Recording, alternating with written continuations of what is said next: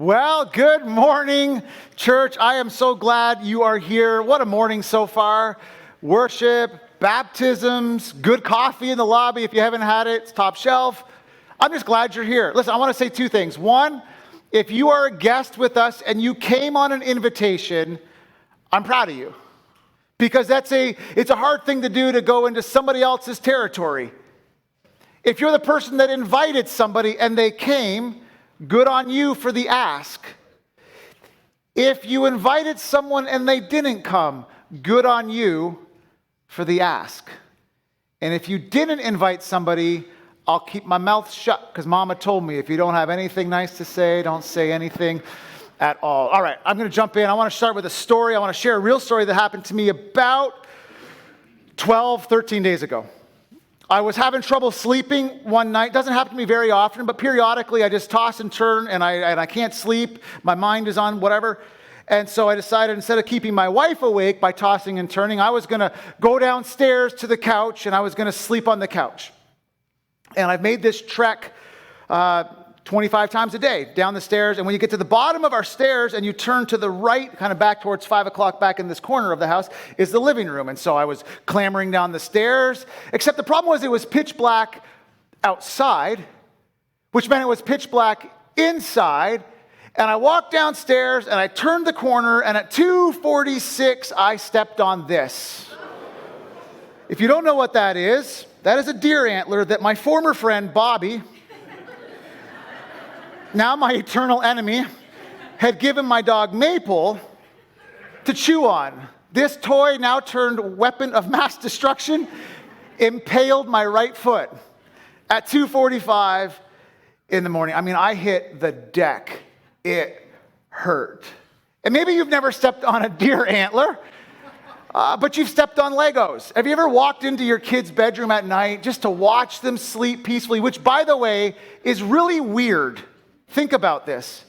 At what age are you not allowed to watch your kids sleep anymore? Because I have a soon-to-be 18-year-old daughter and 17-year-old son, and if I crept into their room and just, aren't they? That's just weird. What's the age where you're not allowed to do that? I don't know what it is, but you probably have experienced, if you're a parent or you've walked in the dark, stepping on something that hurts. You step on it and then bam! You're screaming to the high heavens. It hurts a lot. Here's what I want you to catch. There's something about the darkness that is really dangerous.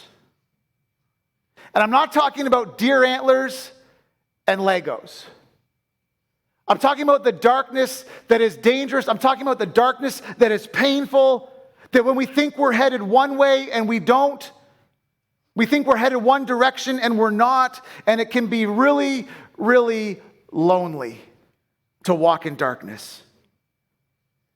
And even worse is when it's not the darkness and you step on a deer antler, it's the darkness of divorce and depression and rejection. It's the darkness of addiction, abuse, unemployment. It's the darkness of pain and sorrow and setbacks. And if we're being really honest with ourselves, sometimes it's our fault. I will tell you, full confession, if you don't know how I preach, this is how I preach. I have done things in my life that have brought darkness into me and my family. Sometimes it's not our fault, sometimes it's their fault. They did it. We didn't do anything wrong, but it's lonely and it's painful and it's their fault. And sometimes it's not their fault and it's not your fault, it just happens. And I want to tell you, in these moments of darkness, our response shapes the trajectory of our lives. How you respond to the darkness, how you respond to the pain, how you respond to the insecurities, how you respond to the loneliness matters. You see, had I clambered down the stairs at 2:45 in the morning, with or without my glasses on, it didn't matter, and I had just done this, I could have saved myself a lot of pain. If I would have just turned the light on, I would have seen what was in front of me. I wonder if that's why Jesus said, I'm the light of the world. if you walk with me, you won't be in darkness. See, when we do life without Jesus, this is what it is. When we do life with Jesus, yes, we'll have pain. Yes, we'll have sorrows, because life is not lemon drops and lollipops. It's never going to be perfect. But we will have a light with us that will help guide us and comfort us and shape our future. And listen, many of us have walked through seasons of confusion and uncertainty and frustration and fear and anxiety, burdened beyond belief. And maybe, just maybe, that's you. You came in this morning like that. I want you to stay tuned. There's good news ahead for you, my friends. So here's what I want to do. I want to help paint the scene. I want you to help understand what's going on as we celebrate Easter. What is the scene that's happening? So Jesus is gathered with his disciples, a group of 12 people that he's picked on purpose. He's chosen them on purpose. Hand-selected them. And they're celebrating what's called the Passover. It's a time in the Jewish festival time where they would celebrate for an entire week. It's a big party. And they would celebrate and remember all that God had done for them. And so they would all gather in Jerusalem. They would all gather in and celebrate. And I just want to ask you, how well do you celebrate all that God has done for you?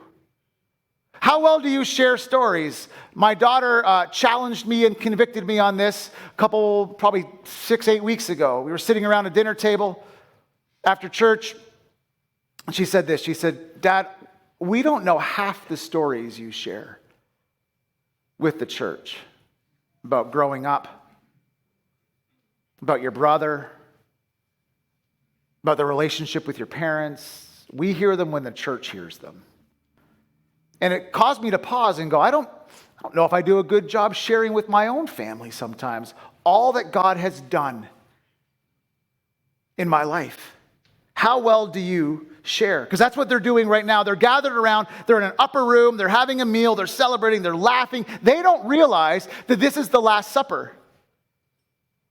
They have no clue that Jesus is tonight going to be thrown out, cast aside, rejected, beaten.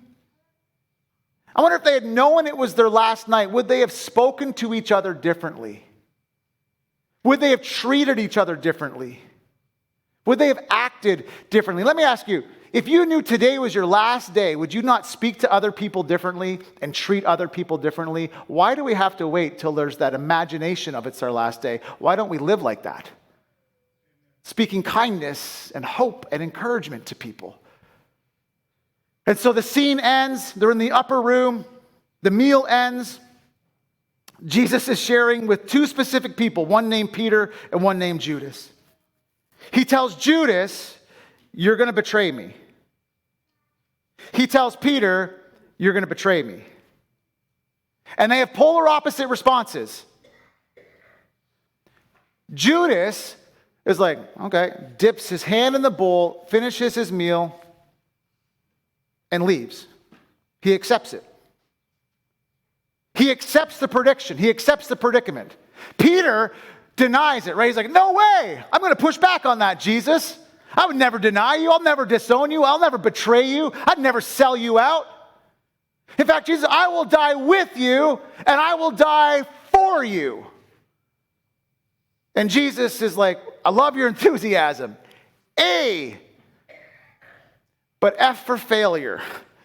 Because before the morning rises, before the sun rises, you're going to sell me out. You're going to betray me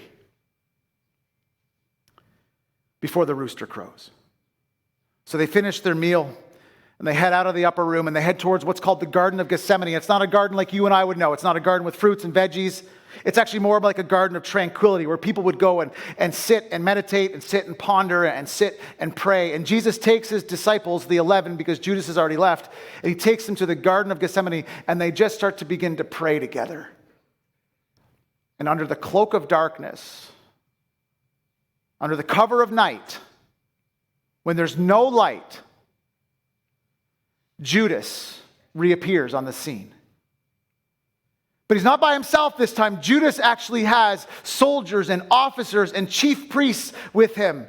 Just like Jesus had predicted, just like Jesus had warned, "You're going to sell me out." The scene is chaos. Jesus is arrested, ushered out to the house of a high priest, the house where trial begins under the cover of night. They don't want light on it. They don't want it in the daytime because it's all lies and dishonesty. A pretense of a false arrest under the cover of night. And Scripture tells us that when this happened, all the disciples deserted him and fled except for one person. This one person named Peter is in the back of his mind going, I'm going to die with him. I will die for him. So they seize Jesus. They take him away. They took him to the house of the high priest. And Peter, because he is adamant, I'm following Jesus, follows at a distance. When some there had kindled a fire in the middle of the courtyard, they sat down together. Peter sat down with them. I want you to picture that. Jesus is within earshot. He's at the house of the high priest, but they don't have walls insulated like we do. They're in the courtyard outside the home where they can see in and those inside can see out. They can hear what's happening inside and those inside can hear what's happening out here. And it's under the cover of night, and so it's cool. And so they kindle a fire. And Peter, thinking he's disguised, sits down with them. And a servant girl saw him seated there in the firelight. And she looked at him. She studied him. And then she makes a statement. This guy right here, the guy that's in there being arrested and beaten and mocked and ridiculed, he was with him. All eyes turn to Peter. Peter says, woman, I don't know him.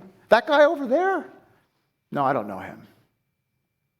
It says a little later, the chaos has kind of calmed down. The accusations have fizzled out. A little later, the crowd has changed around the fire. Somebody else saw Peter and said, you're one of them. I am not, he said. More time passes. More people leave. More people come. And another person, about an hour later, swore, listen, this fellow was with that guy. He's a Galilean. He's a Galilean. He and him, they're together. And Peter stands up and yells, I don't know what you're talking about. And just as he was speaking, the sun's about to rise. The farm animal lets the entire area know that the sun's about to rise. It begins to crow. I want you to think about this. I want you to picture this. Darkness. Absolute darkness. We've all been there. And what's interesting about Peter is I don't know if he even realized what he was doing in the moment. We can sit here in the comfort of 2023 and go, traitor, treason. For him, it was self-preservation. For him, it was just justifying what he was doing. How many of us are like Peter? We justify and rationalize the stupid things we do. Oh, it's just one drink. It's just one wager. It's just one pill. I mean, it's just flirting. I'm not going to cheat on my spouse, but I got to make sure I still got it. It's just flirting. It's just one compromise. I deserve it. I need it. Nobody else is taking care of me. I'll take care of myself. I'm just telling you, it starts with one, and it starts in darkness, under the cover of night. And this moment weighed heavy on Peter's mind because listen what happened. It says, the Lord turned and looked straight at Peter. So coincidentally, the beating, the accusations, they stop, the rooster crows, and Peter and Jesus lock eyes. Peter remembers a few hours ago, he had said, I will never deny you, I'll never betray you, I'll never sell you out. In fact, I will die with you and I will die for you. Rooster crows and shame and guilt. And he went outside and he wept bitterly. Think about Peter. Put yourself in his shoes for a second. This guy, Jesus, saw something in you that nobody else ever had. He believed in you like nobody else ever could. He hand-selected you from tens of thousands and hundreds of thousands of people to be a follower. Now think about Jesus. This guy that you even warned would betray you. I'm warning you, you're going to do this. Please don't.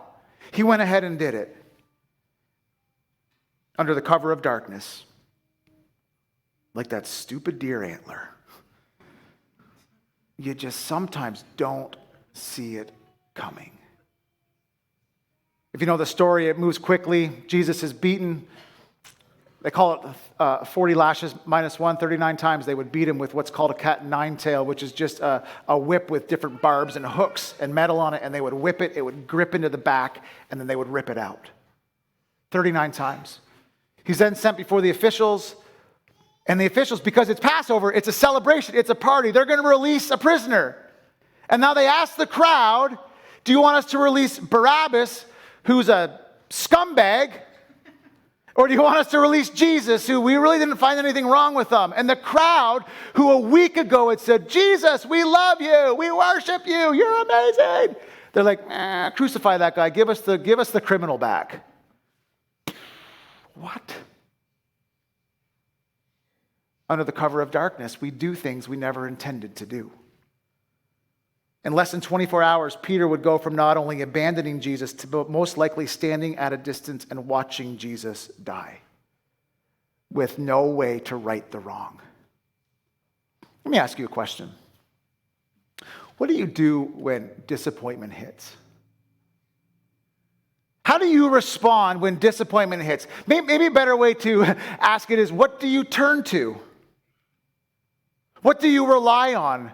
Who do you turn to? Who do you rely on when disappointment hits? Because oftentimes when disappointment hits, it sends us in a spiral of discouragement, despair, which leads to defeat. These moments and questions of what if? What if I had done it differently? What if I didn't say that hurtful thing? What if I had walked away instead of staying there? What if I had stayed instead of walked away? What do you do when the disappointment hits of a failed relationship? Being laid off at work, the future you thought you had and you'd worked so hard for is kind of slipping from your grasp. Oftentimes, disappointment leads the human down a dark path of regret, to a place of what ifs, shoulda, woulda, coulda. And oftentimes, we're just disappointed with ourselves. About 5 years ago, I was in a hockey league, an over 35-year-old men's hockey league, and I was the pastor on the team, and I was the pastor of the league, and everybody knew that I was the pastor, and so they were not afraid to chirp me. If you don't know what the word chirp means, it means just to run your mouth and make fun of and say mean things. There's your definition for the day, chirp. And they would chirp me all game long. And they would hack me and slash me. And if you know anything about hockey, between where the shin pad ends and your skate, there's about a 2-inch gap, and that's where they would just hack, trying to get a rise out of me. Because I'm the pastor, I'm not supposed to respond. And probably for the first half of the season, I played my role really well. Until one game I'd had enough. And a guy that had been chirping all season long, and a guy that had been hacking all season long and all game line was coming across the center of the ice with his head down. And I laid him out. It was a good hit. Mike, for us hockey people, I didn't jump. My feet didn't leave the ice, but my shoulder hit right here, and then he went down. And I should have walked away or skated away, and I didn't. I stood over him, and I said things that are just ungodly and unkind. Went back to the locker room. After the game, the team's like, Dan, we knew it was in you, man. Man, we knew you couldn't take that all season long. I'm like, and I got out of there as quick as I could, and I went home. My wife said to me, she said, how was the game? And I gave the middle school answer. It was fine. It's fine. And I went to bed that night. I can't say I slept. I just went to bed, and I replayed my actions and my words all night long. Embarrassed, shame, guilt. Because I was the pastor. See, what do you do when you're not disappointed with them? You're just disappointed with yourself. How do you respond when it's not them, it's you? You're the one that's messed up. You're the one that's fallen short. How does Peter respond? Listen, Sometimes it's not them that we're disappointed in. We're disappointed with ourselves. Because I want you to think about this. Peter said, I will never betray you. I will never disown you. I'll never deny you. I will die with you and I will die for you. In John 18, as Jesus is getting arrested, you know what he does? He grabs a sword and chops at a guy's head. That's not a guy that intended to betray Jesus. That's a guy who intended to defend Jesus. Scripture says in John 18 that Peter, because he has terrible aim, missed the guy's head, but cut off his ear. Now Jesus is about to die for the sins of the entire world, picks the guy's ear up that he knows he's going to get beaten from and spit on from and mocked from, and heals him. That's the Jesus we serve. So kind, so loving, so compassionate, so caring, so convicting and challenging when we need it. See, Peter didn't intend to deny Jesus, but under the cover of darkness, we do things we never intended to do.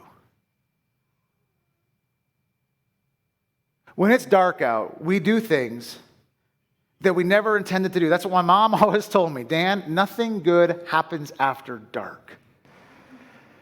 I could still hear her when we would leave the house with friends. It's the last thing she would say. It wasn't, I love you. It was, I love you. And remember, Dan, nothing good happens after dark. In fact, that's one of the reasons I've made a commitment to my wife that I won't go to bed. I won't stay up after my wife goes to bed. If she goes to bed at 8:30, guess where I'm going? To bed. I don't need the temptation because nothing good happens after dark. So if she's exhausted from a long day and she's climbing into bed at 7:30, I'm going to bed at 7:30. I don't stay up past my wife because nothing good happens after dark. We do things we never intended to do. So we can be disappointed with them, we can be disappointed in ourselves, but what do we do when we're disappointed with our choices? There's two options. We learn from our past and we grow, or we dwell on it and bury ourselves. How well are you at moving past your mistakes, your flaws, your faults, and your failures? You know what we're really good at? We're really good at this as humans. Burying ourselves. Peter was. He went outside and wept bitterly. Living in guilt, living in shame. So, we can be disappointed with them, we can be disappointed with ourselves, but what do we do when we're disappointed with God? Have you ever been there disappointed with God? Like, where are you? Why didn't you come through? Don't you care? I've been talking to you. I've been trying to live holy. I've been trying to live right. Have you stopped listening? I know you don't answer to me, but can you at least answer me? Full confession, been there recently. Disappointed with God. Maybe you've come in this morning feeling like he's let you down, he's abandoned you, he stopped listening, and you're just disappointed. I want to encourage you to stay with me because there's something that happens when the light begins to shine through. The next day was quiet. Then on the third day, something happened that unfortunately nobody waited for, but they knew it was coming. My wife showed me an article that she found online, and it was just fascinating that Jesus told them, I'm going to raise on the third day. And yet nobody was waiting at the tomb. Do you believe the promises of God? Or do you say you believe them, but secretly, this isn't going to happen? Mary Magdalene, a few ladies that were faithful followers, they run ahead, they go to the tomb as the sun comes up on the third day. They're going to put some spices on the body to prevent the smell and the odor as the body decomposes. It's common practice. They get to the tomb, the stone's rolled away. She goes back to the disciples. You know where they're at? They're hiding. They're scared. They should have been waiting at the tomb. Jesus told them, I'm going to rise again. They're like, I don't believe it. And they're hiding out. In fact, it says that not only did they didn't believe the women because their words seemed like nonsense, only Peter and a couple other people went back. The whole group didn't go, just kind of Peter and a couple others. Peter got up and he ran to the tomb. Bending over, he looked in, he peeked in, and he saw strips of linen laying there by themselves. And then he went away, he retreated, and he pondered, and he wondered what had happened. Do you know why he ran to the tomb? It wasn't because of disappointment. It was because of anticipation. You see, in the darkest moments, when your worst situation is in front of you and everything is stacked against you and our heads hang low, the only thing that keeps us going is the anticipation that Jesus is real. The anticipation that Jesus will rescue. The anticipation that he is who he said he is. See, without hope, all we do is step on deer antlers and Legos. Darkness. But hope redefines darkness. I want to challenge you with a thought. That Peter's life wasn't truly changed when Jesus called him. Peter's life was truly changed when Peter saw him. The empty grave, and the resurrected Jesus. His life wasn't changed when Jesus called him. He still betrayed him. He still sold him out. He still denied him. His life was truly changed when he saw the resurrection of Jesus. Because in that moment, yes, Jesus had overcome sin and death in the grave, but Peter made it personal. That Jesus' resurrection overcame his disappointment and his shame and his pain and his darkness and his regrets and his mistakes. And church, aren't you grateful that Jesus still does that? Overcomes our shame and our regret and our mistakes. So if you feel like the whole world is caving in on you, if you feel like you can't do anything right, and everybody is against you, and all you see is your failure, Jesus sees your future. All you see are your flaws and your mistakes, and he sees your potential and your worth and your value. Jesus died so we could have hope. Some of us have been living in darkness. And Jesus died to bring you hope. I don't know what brought you to church today, whether you come every week out of tradition, you come out of every week out of anticipation for what God is going to do here. Maybe this is your very first time in church, but I believe God has orchestrated this exact moment for you to hear one truth, that he cares deeply about you, and he cares deeply for you. So much so that he didn't want heaven without you. And so he sent his son down to rescue and redeem and restore you back to him. If you get nothing else out of this, that I'm an idiot who steps on deer antlers, get this. God cares deeply about you.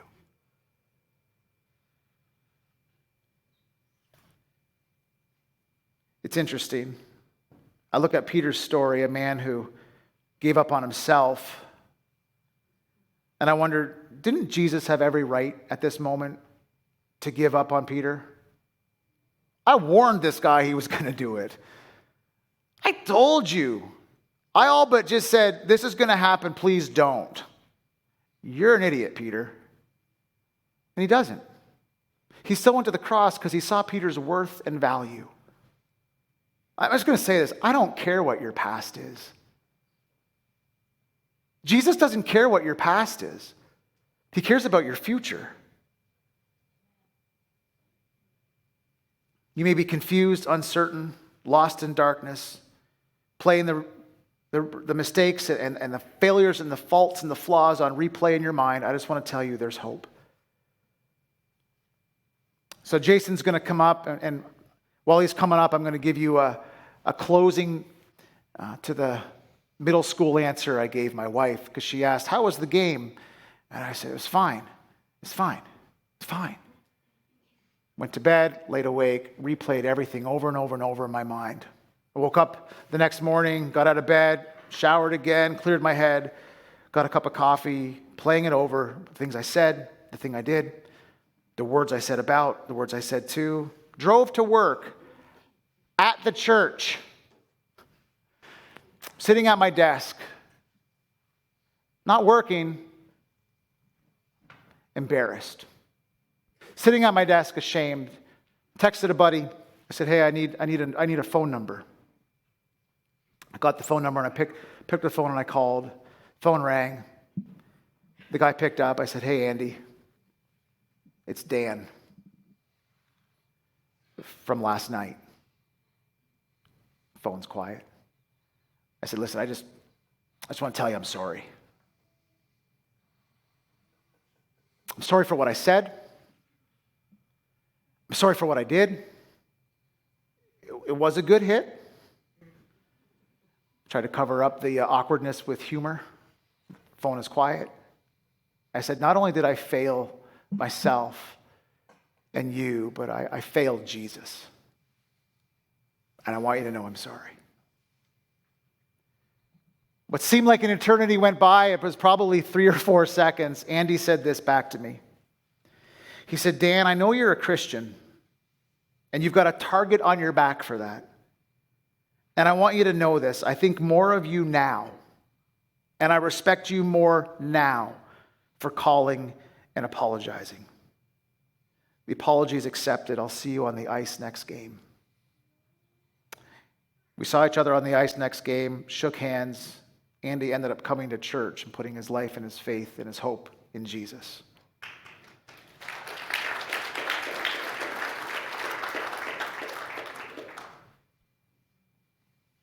See, the reality is that you and I both have the same option.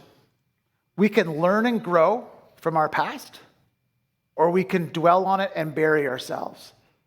It was really easy for me to want to bury myself in that moment.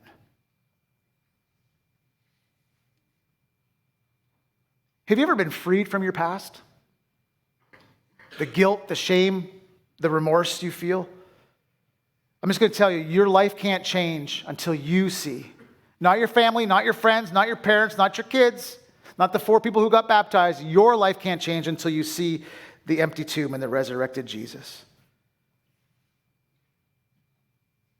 If we're in a world where it feels like more and more people are turning away from Jesus and following their own way, lost, I want to shift to you personally right now.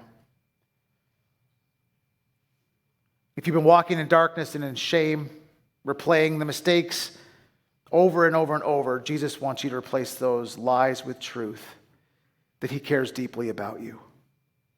If you've been walking in darkness, Jesus wants to remind you that there's hope.